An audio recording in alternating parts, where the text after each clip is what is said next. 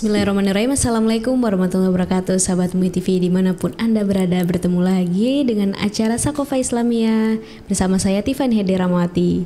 Nah, mari kita sapa terlebih dahulu Ustadz Widan. Assalamualaikum Ustadz. Assalamualaikum warahmatullahi wabarakatuh. Bagaimana kabarnya Ustadz? Sehat alhamdulillah insyaallah. Alhamdulillah. Keluarga semuanya sehat ya Ustadz? Insyaallah alhamdulillah. Alhamdulillah. Nah Pak Ustadz, kan kita udah liburan panjang ya sekolah. Nah kegiatan Pak Ustadz itu apa selama liburan sekolah ini? Tetap mengajarkah atau seperti apa? Tentu saja kalau di sekolah kita ikut libur ya. Iya. Yang penting jangan libur berpikir kan. Iya betul. Libur aktivitas mengajar secara formal kita ikuti sesuai jadwal, tapi jangan sampai kita libur ibadah, libur berpikir, libur berakhlak baik gitu kan. Betul. Jadi jangan sampai seperti kebiasaan buruk ya sebagian anak-anak kita. Tentu saja ini tidak bisa digeneralisir. Bahwa yang kemudian dinamakan dengan libur sekolah itu jadi sekolahnya libur, sholatnya libur gitu. Semuanya libur. Mandinya libur. Di sholat, mandi semuanya libur. Nah ini memang harus diluruskan agar kemudian bahwa justru setelah kita liburan sekolah bukan berarti kita liburan belajar. Liburan untuk berbakti dan membantu orang tua. Liburan untuk makin meningkatkan ibadah, amal soleh lain sebagainya, karena itu semua kan diajarkan oleh guru-guru kita di sekolah. Nah, waktu liburan lah justru waktu terbaik untuk mempraktekkan itu apa yang kita dapat di sekolah ya Ustadz. Nah karena bentar lagi ini udah mau masuk sekolah ya Pak Ustadznya. Nah jadi bagaimana kita menyikapi tahun ajaran baru ini Pak Ustadz? Iya, jadi di sistem pendidikan nasional kita, kalendernya itu kan Juni Juli ya. Iya. Akhir masa tahun ajaran di bulan Juni, nanti kita libur beberapa pekan, lalu masuk lagi di bulan Juli. Dalam hal ini umumnya nanti masuk tanggal 17. Di hari Senin ya. Meskipun saya perhatikan beberapa anak-anak sekolah nampaknya sudah berseragam lagi gitu, berseliweran di jalan gitu.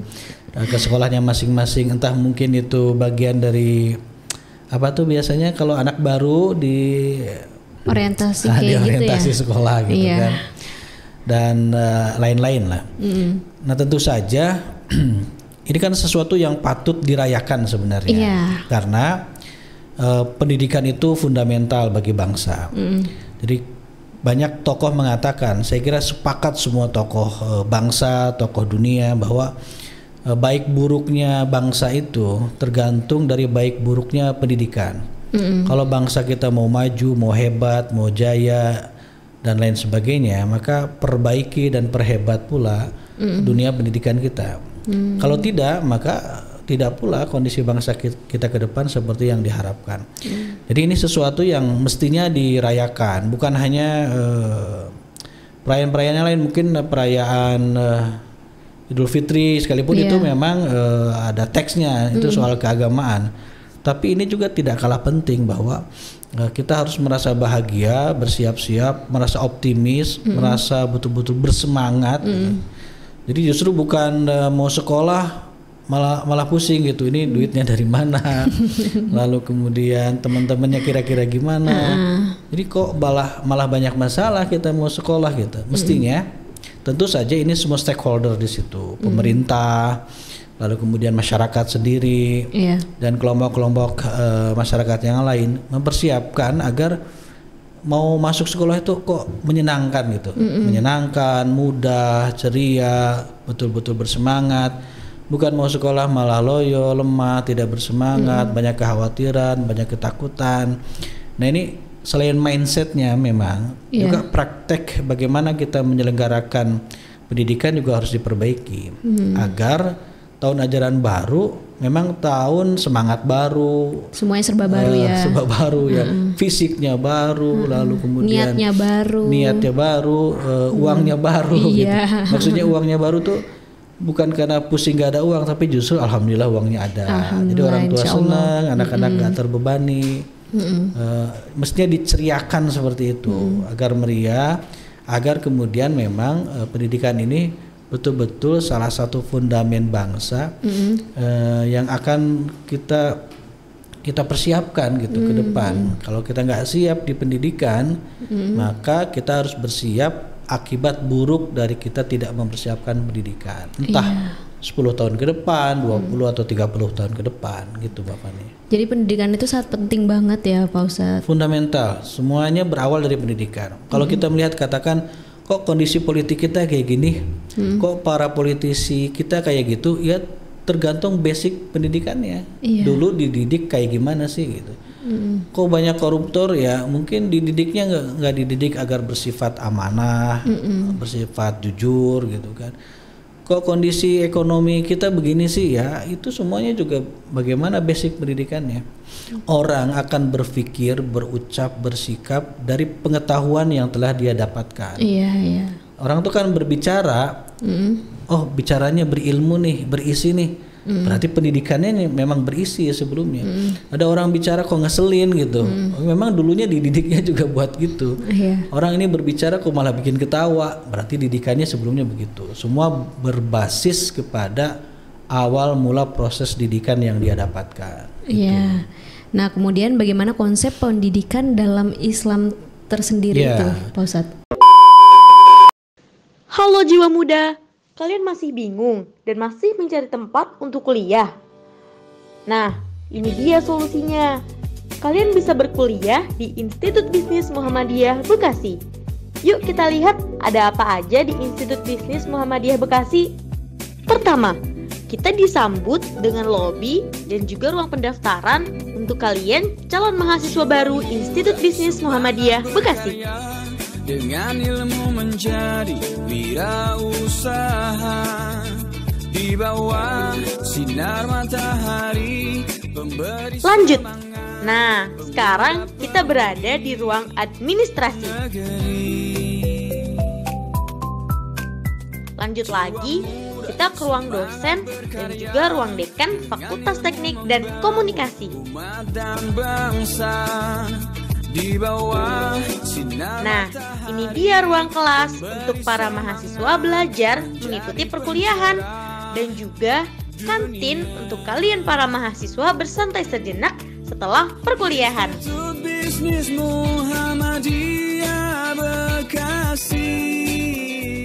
Di kampus Institut Bisnis Muhammadiyah Bekasi ini ada juga studio IBMB TV loh. Nah, kalau boleh tahu nih, bisa diceritain nggak ke jiwa muda? IMM itu apa sih? Ya, mungkin jiwa muda IBM. Saya bisa menjelaskan hanya mungkin sedikit ya, Mas. Ya. Muda-mudi berkreasi, kemandirian. Kenapa manusia selalu diberikan cobaan? Ini pertanyaan yang luar biasa. Tapi mungkin saja yang bertanya ini bukan senang dicoba. Mungkin saja yang bertanya ini tadarusnya belum sampai kepada ayat yang dia maksud.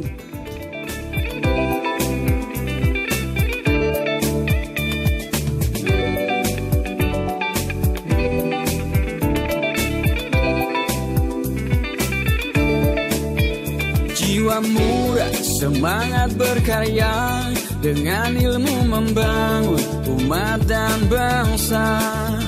Di bawah sinar matahari memberi semangat, menjadi pencerah dunia. Institut Bisnis Muhammadiyah Bekasi.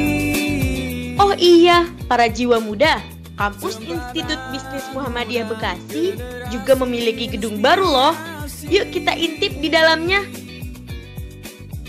Institut Bisnis Muhammadiyah Bekasi. Nah, kita disambut dengan lobi dan juga musola untuk kita beribadah nih jiwa muda. Lanjut lagi, ada juga ruang rapat para dosen-dosen Institut Bisnis Muhammadiyah Bekasi. Bagi kalian yang hobi membaca buku, di sini juga ada perpustakaan loh. Banyak sekali buku-buku pelajaran yang bisa kalian baca untuk menambah wawasan dan pengetahuan kalian. Tadi kita sudah lihat kampus A dan kampus B Institut Bisnis Muhammadiyah Bekasi. Berapa sih biaya pendaftarannya?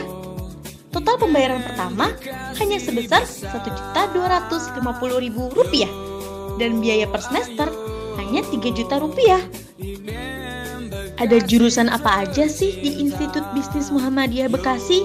Yang pertama, ilmu komunikasi. Kedua, teknik informatika. Ketiga, manajemen. Keempat, ekonomi Islam. Kelima, akuntansi. Dan yang keenam, ekonomi pembangunan. Oh iya, Institut Bisnis Muhammadiyah Bekasi juga punya beasiswa loh bagi kalian jiwa muda yang berprestasi. Jadi, tunggu apa lagi? Yuk langsung segera daftarkan diri kalian ke Institut Bisnis Muhammadiyah Bekasi.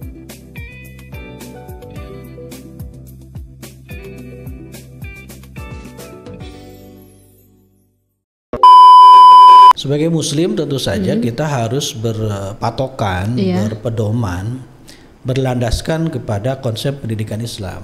Kita tahu bahwa Islam itu agama yang komprehensif, agama yang syumul, sempurna, semua diatur oleh Islam, semua aspek kehidupan, pendidikan, politik, budaya, ekonomi, militer, medis, teknologi, semua diatur oleh Islam, termasuk pendidikan. Ada seorang tokoh pendidikan namanya Muhammad Natsir, dulu pahlawan nasional, seangkatan dengan Ki Hajar Dewantoro dan lain-lain. Itu beliau pernah satu kali ceramah di Bogor, di majelis taklim emak-emak gitu di Bogor itu, tahun 37. Beliau tanya sebenarnya apa sih tujuan pendidikan kita gitu. Beliau jawab sendiri gitu, bahwa pertanyaan ini akan bisa kita jawab kalau kita bisa menjawab pertanyaan yang lebih tinggi. Pertanyaan yang lebih tinggi itu adalah apa tujuan hidup kita? Apa tujuan hidup kita? Ya, kalau pertanyaan apa tujuan hidup kita sudah terjawab, itu otomatis pertanyaan apa tujuan pendidikan kita terjawab. Lalu beliau ngutip surah Az-Zariyat 56. Wa ma khalaqtul jinna wal insa illa liya'budun, bahwa diciptakan jin dan manusia itu tujuannya untuk beribadah kepada Allah, untuk mengabdi kepada Allah, menjadi hamba yang benar gitu. Nah, jadi tujuan hidup itu adalah ibadah. Tujuan hidup itu adalah mengabdi kepada Allah. Nah, karena pendidikan itu bagian dari kehidupan, maka tujuan pendidikan pun sama dengan tujuan kehidupan, yaitu dalam rangka juga beribadah kepada Allah. Jadi itulah esensi pendidikan Islam. Apa? Mendidik generasi, mempersiapkan putra-putri untuk dapat menjadi hamba Allah yang baik dan benar. Masya Allah. Itu tujuan pendidikan. Dan ini senafas, sejalan dengan tujuan pendidikan nasional. Coba dicek di ayat-ayat tentang Undang-Undang Sistem Pendidikan Nasional, pasti ada kalimat untuk meningkatkan keimanan dan ketakwaan serta akhlak mulia. Iya, betul. Itu di sistem pendidikan nasional kita tujuannya. Jadi ini sejalan dengan tujuan pendidikan dalam Islam, menjadikan siswa-siswi jadi anak-anak yang beriman, bertakwa dan berakhlak mulia gitu. Karena ini basic.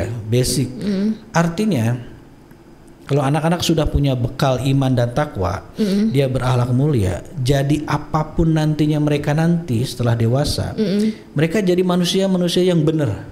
Contoh gini, dia nantinya jadi politisi, dia akan jadi politisi yang benar, yang amanah, yang jujur, yang memperjuangkan nasib rakyat, gitu kan, bukan pengkhianat, bukan koruptor dan lain sebagainya. Kenapa? Karena dia punya iman.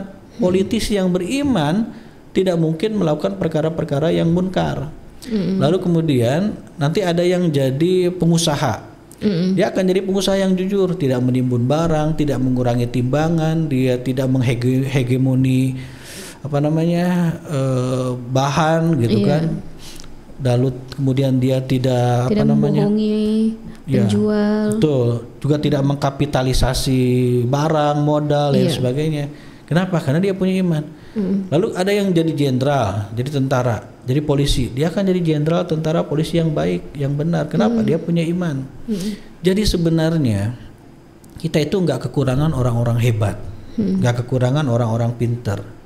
Banyak orang-orang kita yang gelarnya berderet-deret gitu kan, sampai nggak kesebut saking panjangnya. Tapi kita kekurangan orang hebat, orang pinter yang beriman. Kita kekurangan orang hebat, orang pinter yang berakhlak mulia. Makanya kan kita sering miris, oh ini kok orang hebat, orang pinter, dihormati orang, jabatannya tinggi, berkuasa, tapi kok begini gitu. Akhlaknya kurang. Kok berbuat seperti ini, kok berbuat seperti itu. Menjelekan orang lain atau dolim kepada orang lain. Ini faktor apa? Faktor ketiadaan iman gitu. Makanya dalam pendidikan konsepnya itu adalah tanamkan dulu ketauhidan kepada generasi kita tuh. Dalam mata pelajaran utama dan pertama itu adalah ketauhidan itu. Ketauhidan. Makanya dalam beberapa pesan Luqman kepada anaknya dalam surah Luqman itu, kalau kita lihat Allah berbicara tentang pendidikan, itu mestilah Allah berbicara khitabnya itu orang tua, bukan anak. Artinya pendidikan itu tanggung jawab orang tua. Sebenarnya juga bukan tanggung jawab guru. Guru itu sebatas membantu meringankan tugas orang tua. Jadi tugas pokok mendidik anak tuh ada di tangan orang tua sebenarnya gitu. Makanya kan sering disebut al-ummu madrasatul ula. Ibu betul. Itu madrasah atau sekolah pertama bagi anak-anaknya. Itu memang begitu faktanya. Terus bapaknya jadi apa? Bapaknya itu kepala sekolahnya. Gitu kan. Nah jadi contoh Luqman. Luqman mata pelajaran pertama yang dia berikan kepada anaknya dari 7 pesan lebih kurang sampai ke bawah di surah Luqman itu. Yang pertama itu adalah la tusyrik billah. Jangan sekutukan Allah. Ini kan materi pelajaran ketauhidan. Begitulah Nabi Ibrahim, begitu pula Nabi Yakub, begitu pula semua nabi dan rasul yang lain. Nabi Ibrahim ketika diperintahkan untuk menyembelih Ismail kan, lalu beliau gunakan kesempatan itu untuk mengetes hasil didikan tauhid beliau. Kalau anaknya nerima, oh berarti anak saya sukses dong jadi orang tua yang mendidik anak. Kalau anaknya nolak, oh berarti saya belum sukses. Alhamdulillah Nabi Ismail kan jawab, ya batif al-matu'mar gitu, kerjakan. Oh berarti alhamdulillah sudah tertanam jiwa tauhid di anaknya itu. Jadi itulah konsep pendidikan dalam Islam. Kan semuanya harus lihat tujuan, motif, niat. Niatnya apa sih kita menyelenggarakan pendidikan dalam Islam? Niatnya tuh harus dalam rangka mendidik anak-anak kita, generasi kita menjadi anak-anak yang soleh dan solehah kan gitu. Itu udah jadi kalimat yang umum tuh. Iya betul. Sebenarnya kan kadang ada yang gini, visi sekolah itu membentuk anak yang cerdas, soleh, kuat, sehat, kreatif, inovatif gitulah biasa. Sebenarnya semua item tadi sudah terangkum dalam kata solih dan solihah ini. Cerdasnya, kreatifnya, sehatnya terangkum. Makanya dalam konsep Al-Quran, solih itu nggak ada disambung dengan kata yang lain, dengan kata qawiyun, dengan kata zakiyun, nggak dengan kata apa lagi, kreatif apa bahasa Arabnya.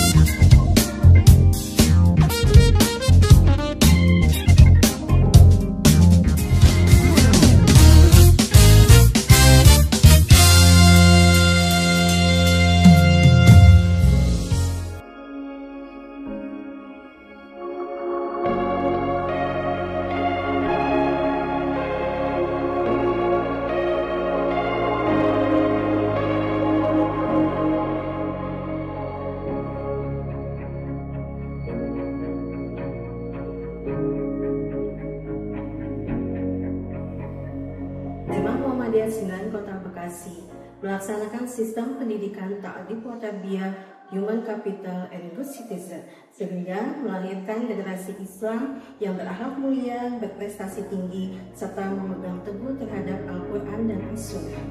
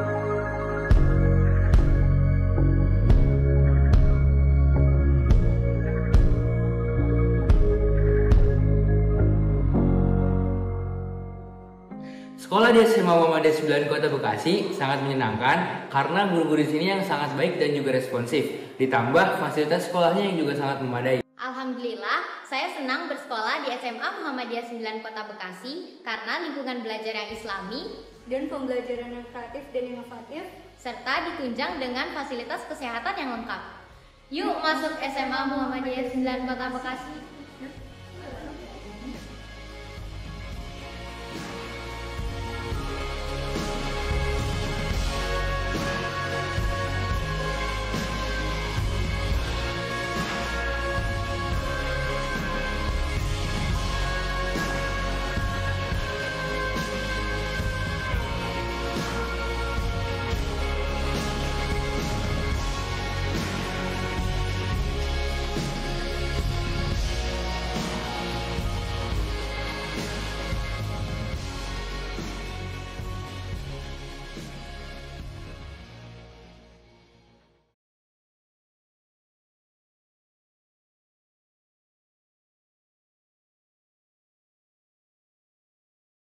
You